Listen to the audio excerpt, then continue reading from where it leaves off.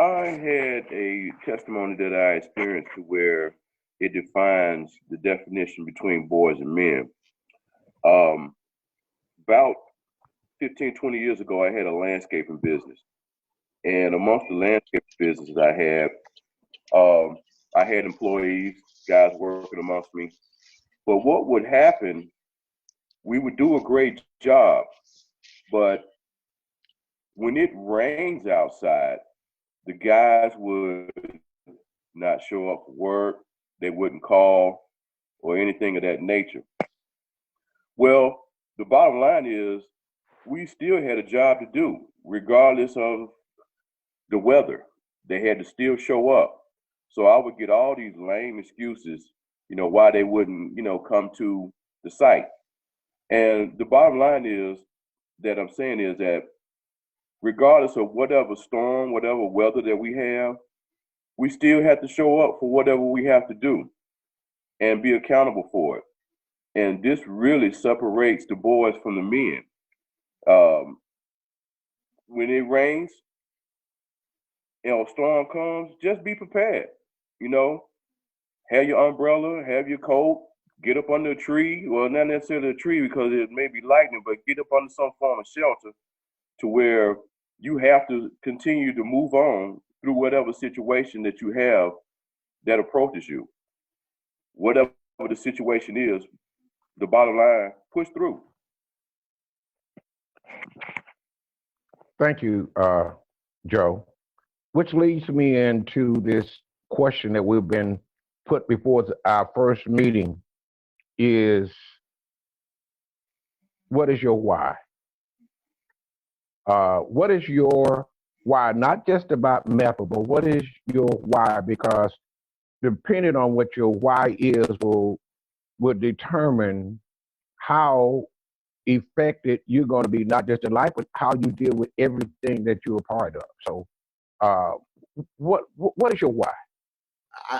It's simple. My why was sitting right across from me, right? And if you know me good enough, you'll know that I do everything that I do. And you know what's interesting? It's not for my children. It's for my grandchildren. And trust me, I would die for them. I'm ready for the Lord to take me right now if tomorrow I am not going to be doing something that's in the best interest of my children and my children's children. And so it's what you will die for, right? And so, for example, and forgive my passion and my energy here, but would I die for the men on this call? Not as much as I would die for my children, but yes, I would. If it's about your future. Actually, I care more about your children, for those of you that have children, than I care about you. And that's true. Joe, what is your why? I'm for my family 100%. And with me being for my family 100%, I do what it takes. Work long hours, go the extra mile, stay prepared, stop, go, whatever movement and thought that I have to finalize to make everything stay on point, I'm ready for it. That's just really the simplest way that I could say that, to where would like to pass that on to someone else. What about Jay? Let's see what you got to say, Jay. I have a couple of mentors, and what I've discussed with them is generational. Well, in our discussions, we talked about generational changing wealth,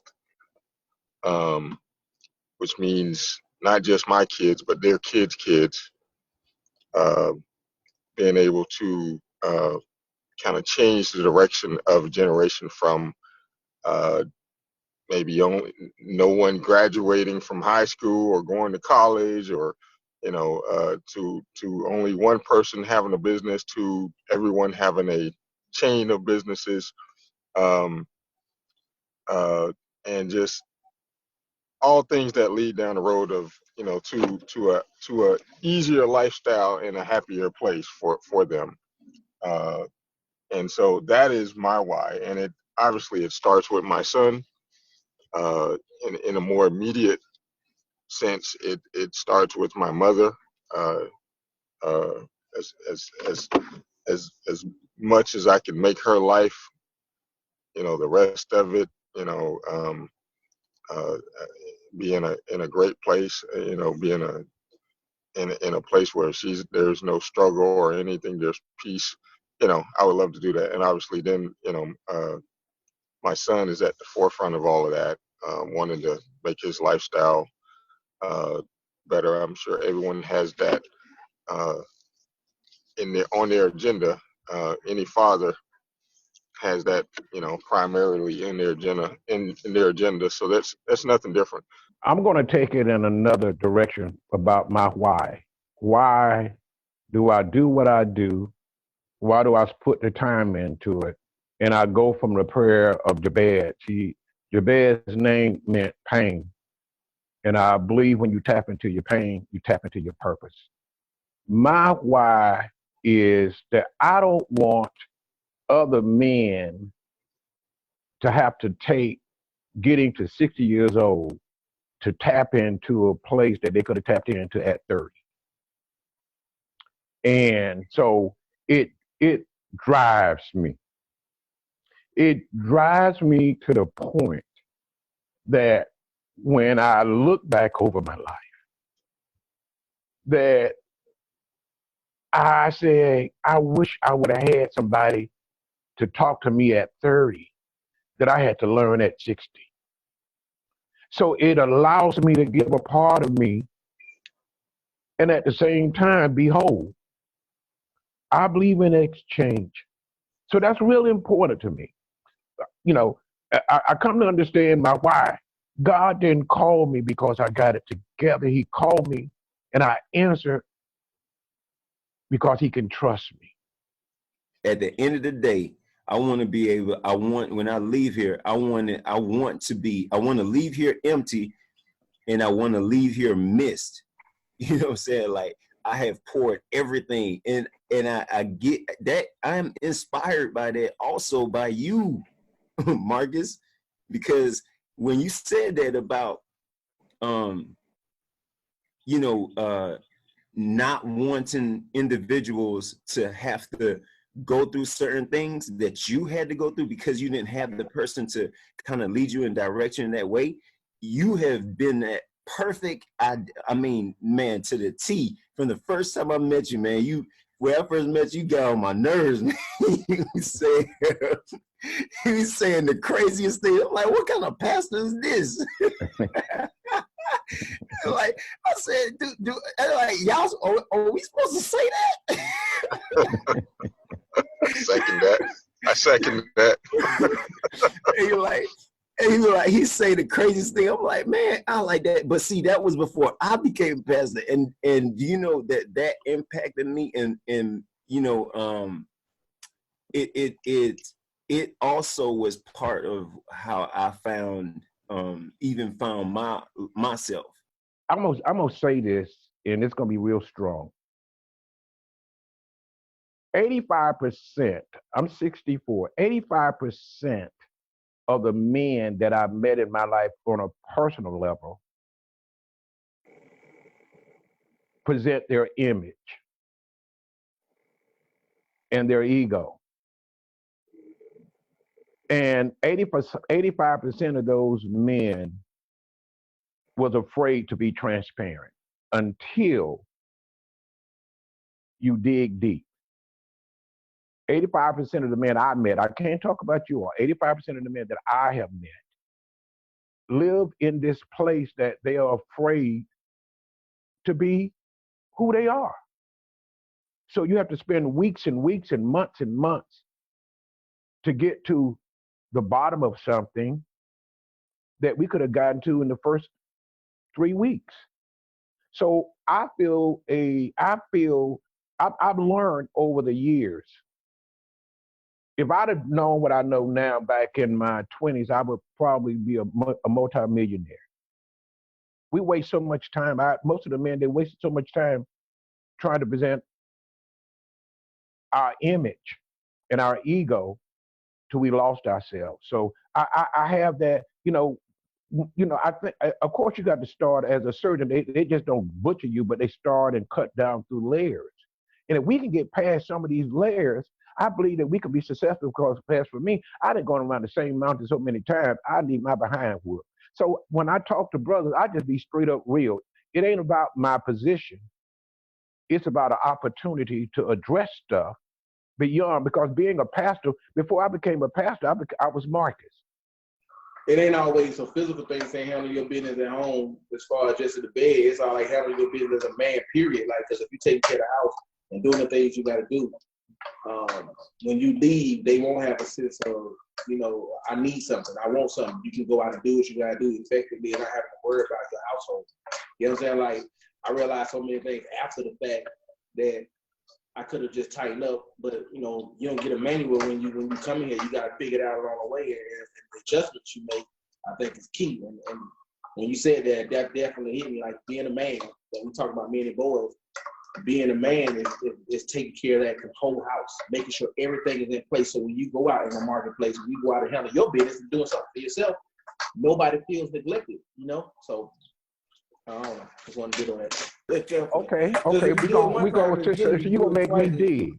Jay said I'm an instigator. Okay. Yeah. I said, at what point do you take responsibility for picking a woman who literally come out of the pits of hell? Bathsheba, no, not Bathsheba. I'm sorry, the other woman in the Bible. But we can't just put it on the woman. But you know, the one Ahab's wife. I ain't put it on the woman. No. I'm not asking you. I'm asking you. At what point do you take responsibility for picking somebody like this? Well, but can I jump in here? Hey, Krim. I said from the start. From me, I think from the start. I agree. Hey, Krim, actually, your answer earlier about, I was going to ask the question about, you answered a question that I was having, with your answer. But I will add to Marcus's question. How do you deal with it? I believe it's love. I believe you take. We're all vulnerable. The women in our lives are vulnerable, right? And so we end up, in a situation with a woman that might have certain weaknesses. In my mind, you find a way to love that woman in a way to build her to the point of being able to serve you the way you need to be served in order for you to serve the world.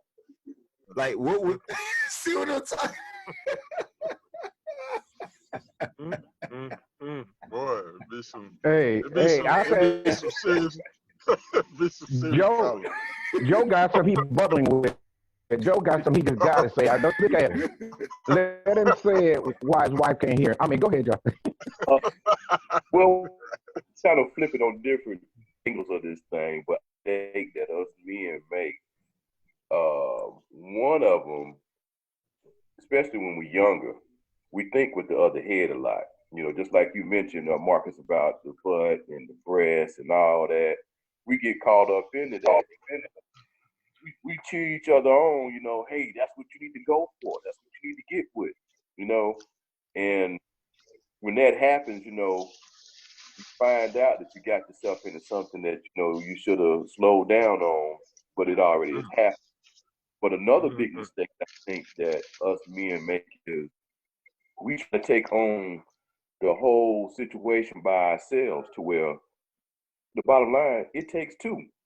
You're not the one that really trying to do everything. You need to have that participation from your other mate, because that other thing that's passed on out here a lot amongst us being is you're man in the house and I'm supposed to handle it all.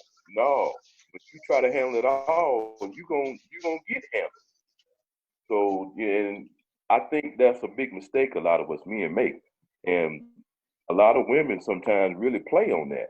They play on that to a level to where they're gonna let you handle it all, and I don't think that's a good move amongst us men as our mind days and time.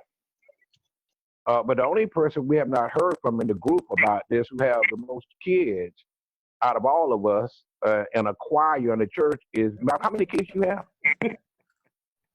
I'm gonna come off black for this just to make you happy. I got 12 children, sir. 10 live with me. Wow. Right. And how long you been married? 19 years. So what is the longest time you have not had, your wife was not pregnant? I guess it will be now, which is pushing 2 years. Wow. Oh, wow, that's Okay. incredible. Hey, I must say, I ain't even gonna lie. I promise you, every time I've seen his wife, she was pregnant. Every time. And I promise you, I've known them for what, 20 years, man? How Yeah, long? 20 years. Yeah, 20 years. And I promise you, every time I've seen her, she was pregnant. When I met them, she was pregnant. and then even like just literally the last one they had, that's the longest I've ever seen her not pregnant. I was like, oh, so this is what you look like. Yeah. Hey, Clarence, why you got I that was about to expression say, on your face? Maxwell, let me tell you something, brother. I respect you like crazy. My parents had. Let me ask you a question. So you're telling me that all of your children are with the same woman? No. So again, somebody was speaking to this. Right. Truth of the matter is, I was born out of wedlock. I have 2 children out of wedlock. So, nobody ever. No, I want to give another perspective. What if your woman married the wrong man? But I just want to Hold on. You have 9 children. You have 9 I have children. 10 children. 10 children. My wife, 10. But you have 9 children from the same woman. 10. 10. What I'm saying to you is, I'm not in any way judging. I'm saying to you, it's an honor to meet a brother who have that many children from the same woman and who's committed to making sure those children have a phenomenal future. Sure. I say that because, my father and my mother have been together for 60 years. And what's interesting is that, my brothers and I and my sister, we don't know what divorce is about. We don't know, my parents have about 40 grandchildren between them. So I have brothers who have like 5 or 6 different children, but none of us have the same amount or equivalent to what my parents had. And all I can tell you is that when you have that many children, those children raise each other. Right. I'm 42 now. I've been through it. I came out of it. God gets the glory, and now I'm with this fellowship of brothers here. But the question, when I started having children, I was 20 years old, and I was not the person nobody should have been trying to marry. So why is that? Well, like you said, I was still running those streets, brother. We want to just thank you so much for joining us on this MEPA broadcast. And I just want to encourage you all to tap back in if you feel you want to take this conversation further. Thank you.